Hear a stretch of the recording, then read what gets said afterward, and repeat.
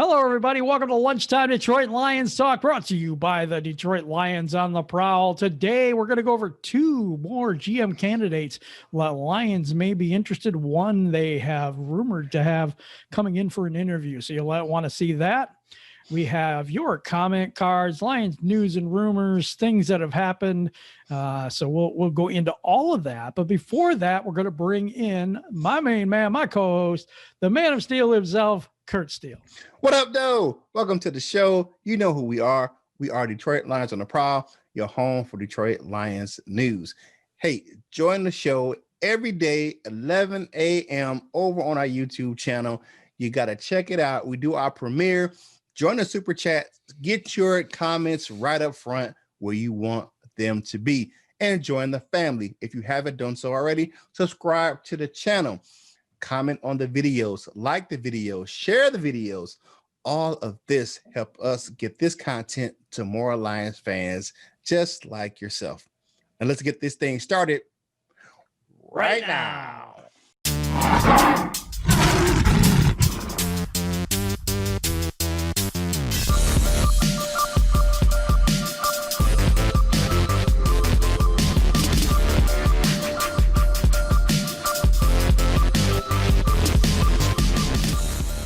Hey, welcome back to the show, everybody. And now we are headed into the main course. It's two general manager candidates, and we're going to go to the first one right now with Curt. Hey, let's check out my man, Brad Holmes. Now, he has some other teams interested in him, one being the Atlanta Falcons. He is currently the Rams director of college scouting. The guy's 41 years old. He went to school right where I'm living right now. He went to school in Greensboro, North Carolina, at North Carolina A&T State University down here. He's an Aggie. He actually won the Black College Football National Championship when he was in school. So look at 2003, he started with the Rams as a public relations intern. 2004, he was a Rams scouting assistant. Now from 2005 to 2012, he had various roles in the scouting department, being a scout for various parts of that organization. And of course, like I just said, 2013 to present, he is the director of college scouting. According to Ian Rappaport and ESPN's, the Lions are expected to interview him here shortly. In 8 seasons directly of college scouting, he helped construct a roster out there in Los Angeles. He's made some Super Bowl appearances out there under his tutelage. He was definitely instrumental in drafting the one and only Aaron Donald and Todd Gurley. So, Jared Goff, is one of his other guys that he drafted. The Super Bowl, though. But the jury's still out on him. Recently, the Rams have gone 4 years without a first-round pick, but he's made it work. He's had some good guys like safety John Johnson III, Tyler Higbee, and Jordan Fuller. And he was one of those individuals that helped make sure that they got a player like Jalen Ramsey. I mean, look at that. I mean, bringing that guy into the fold, instrumental in that, just being part of that front office. Now, they can interview him after January 4th per the COVID rules. Now, they can interview him remotely even if the team was in the playoffs. So after the regular season is over, the Lions can interview him. They just cannot hire him to after the team is out of the playoffs. I'm going to have another one here. Man, there's so many candidates this year. There's so many different things that they've done. I like actually what he has done because Todd Gurley, and there's Aaron Donald. Man, I mean, that Aaron Donald, that's a generational pick. You think if we would have picked him, right, in that draft, imagine Sue and him in their prime. I don't think Sue would have left. I don't think so either. I don't think Sue would have left. They would have ate for years on that defense. I don't think Sue would have left. If you would have brought that guy in, still had both of them more than likely. Well, I don't know because of the salary cap stuff. I don't know. Man, I was salivating at that defense. Man. Anyway, let's bring in the next candidate, and it's Mike Bradway. He's a GM candidate. Currently, he's the Chiefs' assistant director of player personnel from 2018 to the present. but he started out as an assistant director of collegiate scouting in 2014. He was the Southwest area scout in 2016 under Andy Reid with the Eagles. He was also the Eagles assistant director of college scouting in 2016 to 2017 when Andy Reid moved over to the Chiefs. So did he. Makes sense. Brought him in. So, go into a little deeper about Mike Bradley, though, and he was actually a tight end. He played the game at Villanova University, so that's something about him. And I think that this guy, he went to Villanova. I mentioned that. His wife, Julie, his children's Griffin, Mason, Cooper, and Brody. Oh my goodness, he's busy. A lot of cheering. But we all know what the Chiefs have done. We all know what that team is. We all know about Patrick Mahomes, which he was actually in on that scouting right there. I mean, there's a lot on that team that you look at like, holy cow, Yeah. If we could bring this to the Lions. You look at that. I mean, look at the guys: Kareem Hunt, Tyreek Hill, Chris Jones. What's that? Breland. Holmes. Yeah, I mean, on that secondary, Breland, Tyrann Mathieu. I mean, that roster. I think Tyrann Mathieu didn't he come out of Arizona? Yeah, okay. Yeah, because he was at Arizona. He went from where did he start? I can't remember where he started his career. He was at Houston for a while. He's had a couple of stints, but he's really found a home out there in Kansas City. So, I mean, and think about this. They just brought in, still in their practice squad, is DeAndre Baker, the University of Georgia. Got that little extortion thing out there at the Giants. So, I mean, that personnel department is pretty good out there in Kansas City. They are, and we've had other people from there. We're going to give I want to give an evaluation for me and you both.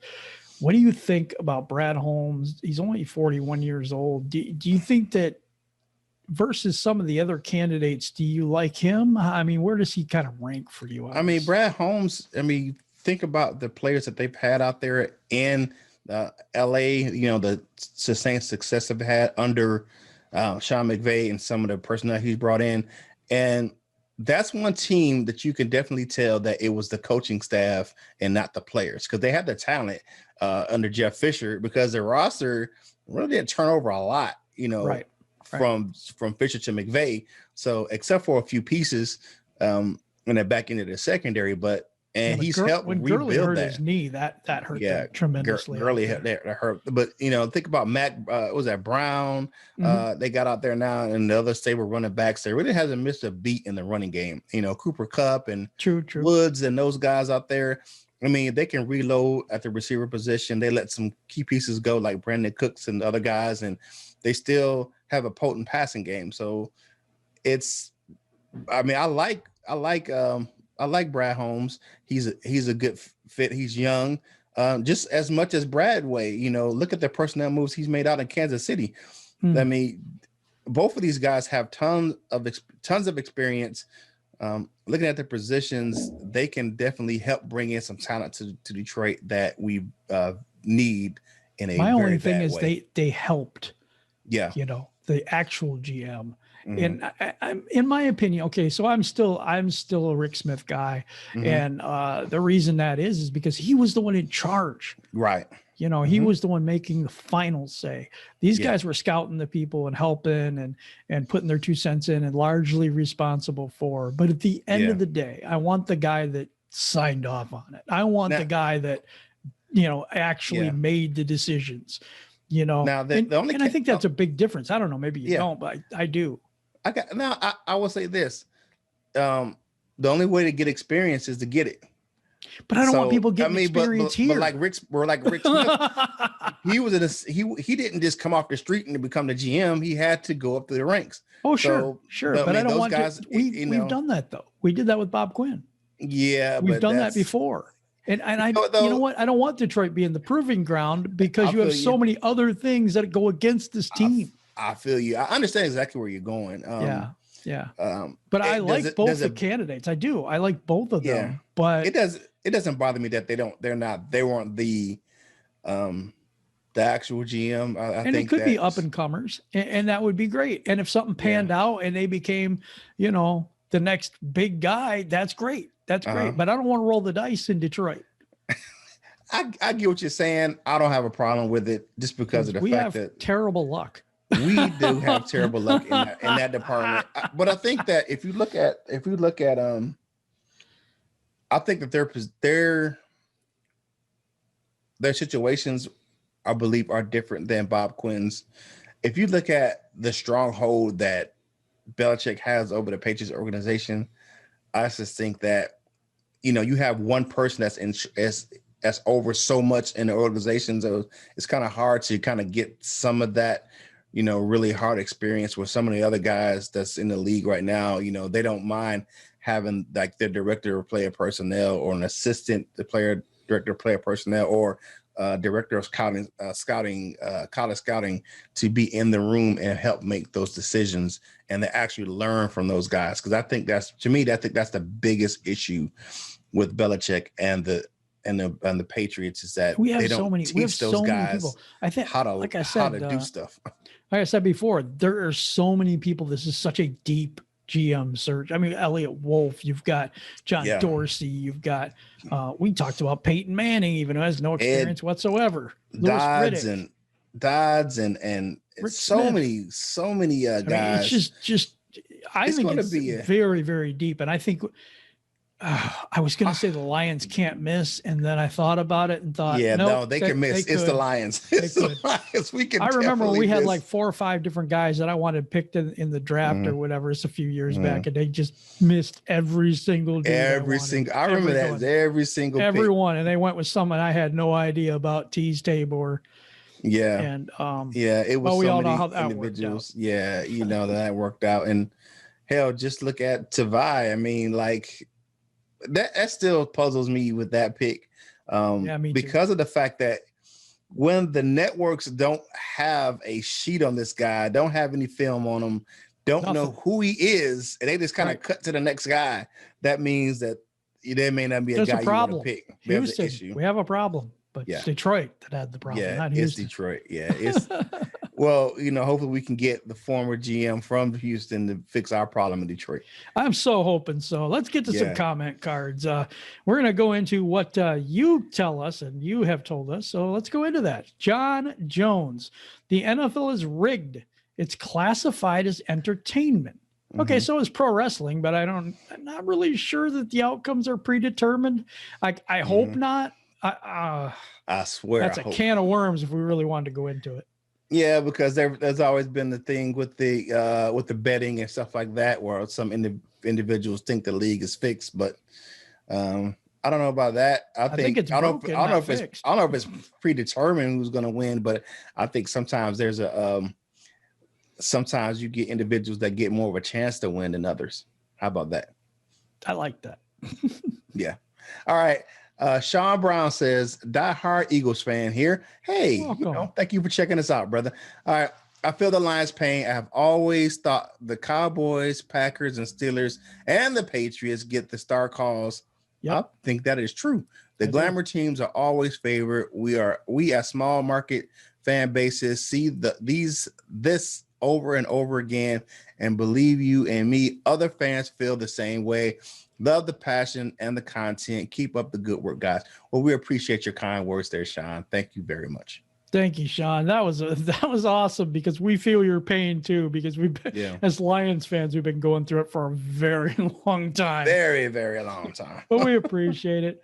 Mike Shaler, first off, I never got to watch the game because I don't have an NFL Network. Preach, brother, preach. So thank you, NFL, for sparing me from watching this dumpster fire. It was totally a crap show, man. I have to agree with you. You trust me, the individual that didn't see it, they were given a favor by not watching that game. And that's me, by the way. Yeah. Detroit versus everybody is a real thing when it comes to the NFL. There have been countless situations, like you guys mentioned, that just make you shake your head in disgust to question the validity of the NFL. Bad officiating happens all across the league. but for it to happen to the Lions on a consistent basis is telling, and that something is rigged against the Lions and keeps us from winning. You know what? I got to agree with you. I see it. It's funny because some people bury their head in the sand and say, "Oh no, it's just the team. It's just the team." And I made a point. Sometimes the difference between 11-5 and 9-7 is only what, or 2 games. Yeah, the refs take 2 games away from you a year, and maybe 1 or 2 plays a year where it can swing the momentum of a game, where it costs the Lions a victory. If it costs us 2 games a year, if you say it even costs us 1 game a year, there's only 16 games. Every game counts. Yep. And you know what? At the end of the season, you're wishing you had that game back. Yep. Definitely. All right. Next up, we got Doug Wagner. What up, Doug?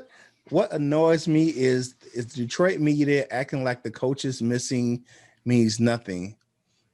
And it's just that the team sucks. The NFL wants the Bucs to look better than they are. Well, the Bucs are a pretty decent team. I can't say that they aren't loaded, but it did make a difference with the coaches not being in the building. Yep, the play calling, you can just see it. You don't put people who've never been even coordinators in a position to call plays. That just wasn't a fair fight. Now, did I think that the Lions were going to win that game? I did not, but I didn't foresee that, you know what I'm saying, if we had our full coaching staff. I agree with that too. I didn't see the game, so I don't have any idea how it was called. Again, thank you, NFL Network, and the whole BS that's going on. Sinclair Broadcasting, which we are going to be boycotting at this point in time. At least I am, because I'm fed up with it. Anyway, I didn't get to see the game, so I can't comment. Just being honest. Ghassan Ayad, you want us to blame somebody? Blame the Fords. They got rid of Caldwell because 9-7 wasn't good enough. I loved it when they did it because I didn't think Caldwell was the guy to get us over the hump. I still don't believe that. I still don't believe he was the guy. But that being said, it just went the wrong direction. They picked the wrong guy. Mm-hmm. Absolutely picked the wrong guy. They crapped the bet. They crapped the bet on that one. Yep. If it was a situation like Tampa Bay, where you can only get so far with one guy, and then the next guy comes in and gets a championship, that happened. Okay, so it's happened before. Yeah, I thought it was going to happen here. I truly did at first. Not going to lie, tell you the exact truth. But when you come in and tear everything down, you can't do it that way. You have to build on what you had, and they came in with a wrecking ball and tore everything to the studs, which was ridiculous. Yeah. All right, last one. We have Alex Lefrancois. Okay, the French. Frenchy. All right. Next, need upgrade starter talent. Not here, not there. Front 7. Corners getting mangled because of it. Don't worry about the depth. Worry about starters closing line properly. Okay. All right, so I get what you're saying. You're saying we need to upgrade our front 7 because our corners could be better if the front 7 play better. And don't worry about the depth. You want some good hard starters on that defensive line. So I get that. I get that totally. I totally agree with this too. Yeah. One thing he's saying that I kind of like reading between the lines. We have backups as starters. Yeah, we do. So if we get the starters, we automatically have the depth. Because we already have Penasini. Penasini's an awesome guy. Should he be starting? I don't know. Not if Aaron Donald's here, he's not.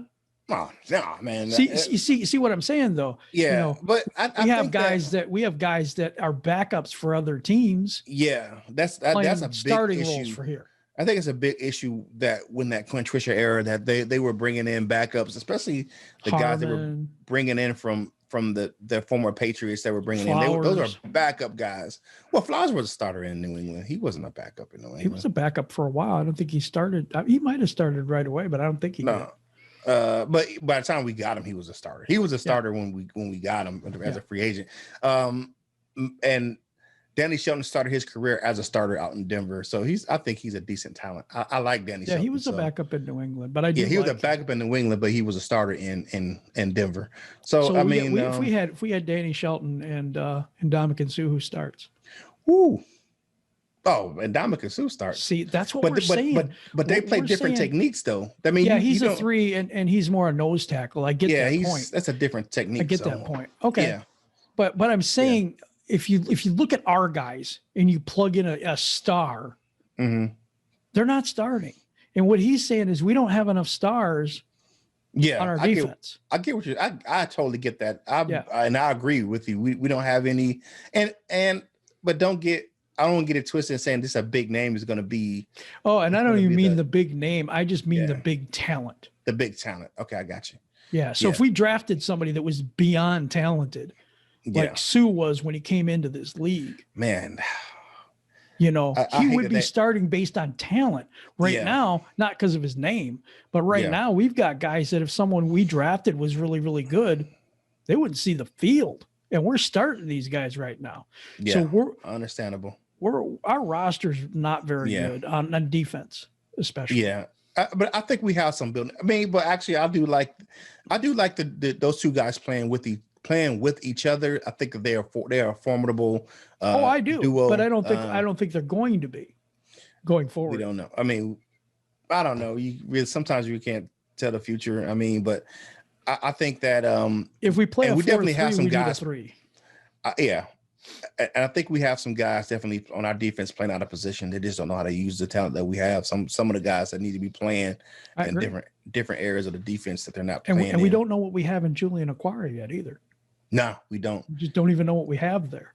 Nope. And because he's definitely, I would like to see him put some size on as well. I would like him to be about the same size as his brother. I think I would too. With that length. Man, he's got some speed too. I'd put both of them on opposite sides and see what happens. Let the bookend of Quartz eat. All right. I love this part of the show. I love to get these comment cards and talk about the Lions. It's just one of the things I love. Yeah. All right, let's head into some Detroit news and rumors today. Jim, what you got? Detroit Lions are waiving veteran safety Jayron Kearse. I don't know why. I love the kid. I thought he was one of the few people that made tackles on the defense. He's a big kid at, playing safety, hybrid linebacker almost.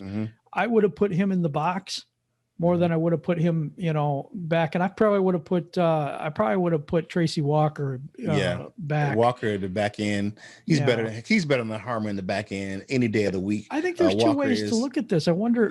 Well, I'll take my take on it. I think that they let him go ahead and get him on a new team so that he could make the playoffs. I think they've seen the writing on the wall. There's a new regime. There's no way. Why does he want to stay for a losing team? But there had to be some sort of issue because you could let a lot of people go under that premise. Yeah. I mean, looking at him, I think that's kind of what we were just talking about in the comment cards when we had a backup come in and start. Where Jayron Kearse wasn't a starter in Minnesota. He was a special teamer. But he found his starting role in Detroit. He was definitely a backup in Minnesota. I mean, you look at those safeties that they had in Minnesota, he wasn't going to get. It was a Harrison Smith. He wasn't going to get that guy off the field. I mean, that guy was a perennial Pro Bowler. So maybe it was just it was that thing. I mean, but I think that the Lions kind of did him a solid and said, "Hey, man, thank you for your time here in Detroit. Here, go play for a contender to see if you can get a ring this year." Yeah, I agree with that. Yeah. What you got next, Curt? Updated the 2021 draft orders. The Lions are currently 7th, if you did not know, but they could still pick up, have a pick as high as number 3. I actually kind of doubt that. I think they'll be somewhere around 5, between 5 and 7, where they are now. They're going to lose this weekend. We're going to finish the season 5-11. So I don't think that the number 3 pick is going to be in our sights, but we're still going to be in the mid top 10, where it's between 5 and 7, where the Lions are going to pick. Yeah, I have a shocking prediction. I think we're going to win this weekend against Minnesota. Minnesota's trash. I've been saying this all year. The only problem was that Dalvin Cook. Dalvin Cook. Yeah, I agree with that. I agree with that. But I'm just saying, because this is the Lions thing to do. Yeah, this Remember that one year we that'd be beat very Green Bay like 31-0 at the end of the season. At the end of the Didn't season. do anything. But I do like to win. I do like players playing 100% so that other players that are younger can see the work ethic, even though the season's over. There's Think nothing Stafford's to gonna really play this play weekend? for. I believe he is. Yes, 100%. No, God, I hope do. not. I do. Here's the thing, though. No, here's the thing. People say, "Oh, there's nothing to play for," and why would you have any of those people out personal there? pride. No, it's not even that. It's to show the young guys and show anybody that would come here the work ethic, the belief in winning, and not having a loser's mentality. I get you 100% on that one. I think it's important. I think it's important going forward that they see our quarterback saying, you know what, forget it. I've got a rib thing. I got a hand thing. I got a thumb thing. I got an ankle thing. It's the last ride for the season. We're going to go ahead and play it out. I feel you. Yeah, but we're winners here. We try to win every game, no matter what the situation. Yeah, I feel you. The mentality of it. All right. What you got in the last one, brother? I like this last one. It's a little interesting take, and I'm not sure how people are going to feel about it. So this is from SI Sports direct quote. I think Lions owner Sheila Ford was well intentioned with the hire of Chris Spielman, and that it was a good step towards unifying the organization that's long lacked an overarching culture, with the business side located downtown and the football side in the suburbs. But I can tell you that enough candidates are leery of the setup. And I do believe the Lions are going to have to be very clear in explaining Spielman's role within the organization and how it will intertwine with the other football folks. Now, what they're saying here is other people like GM candidates are a little leery of how much power Spielman will really have because they haven't really said what he does. Right now, he's just the, kind of in on the whole GM thing, and he's kind of an assistant to Rod Wood. But where is he in the hierarchy of the organization? And that is a very interesting take. Could some GM people be like, I'm not really sure about Detroit because of this? That could be an intimidating figure Spielman can be just because of the fact that he's an assistant to Sheila Fordham and to Rod Wood. So and he could beat you up. No, and his overall arc of where he can have influence hasn't been determined. So you look at that, and it could be intimidating for a GM candidate because you can look at, is he going to step into my lane as far as player development and player, selection and things of that nature. So you don't want that to be a problem going forward. You don't want to feel like someone's going to be over you, micromanaging what you do in your job. So I can see where that could be intimidating for someone. Where I think where Chris Spielman's concerned, I don't think he has a notion to be the GM because he already said, I'm not qualified to be a GM. I think he's more into the line where he's going to try to help revitalize the fan base and the culture of the Lions. So I think that's maybe more his role. But until the Lions organization come out and really define his role, I can see that being a problem in the GM hire. I can agree with that too. I'll move on to the question of the day. The question of the day is about the GM candidates. What do you think about these two candidates? And now, knowing a little more about each one, did one become your favorite or higher on the list of your GM candidates during this GM search? That's the question of the day. And now we go to my favorite part of the show, the dessert with my man, Curt. All right. Now, unlike most days, full disclosure, my man, Jim, brought this wonderful, tasty treat in the dessert for today. If you don't know what today is in Lions history, well, you're about to find out. Today, December 29th, is the anniversary of the last Detroit Lions NFL championship. It has been 63 long, woeful years that we've had a championship. So today is the 63rd anniversary of the last NFL title for the Detroit Lions back in 1957. That is amazing, Curt. I ran across that earlier this morning, and I was like, Oh no, we got to say this on the show. Yeah. But anyway, really appreciate each and every one of you with the views and rocking with us. 50 people at the premiere yesterday. Thank you very, very much. This one will premiere again at 11 o'clock. Thank you for watching this show all the way to the end, because it really does help our YouTube algorithm, does help that type of thing, just so we can get more content out to more good people like you guys and grow the family here at Detroit Lions on the Prowl. And with that, to close out the show, I throw it to my man, Curt.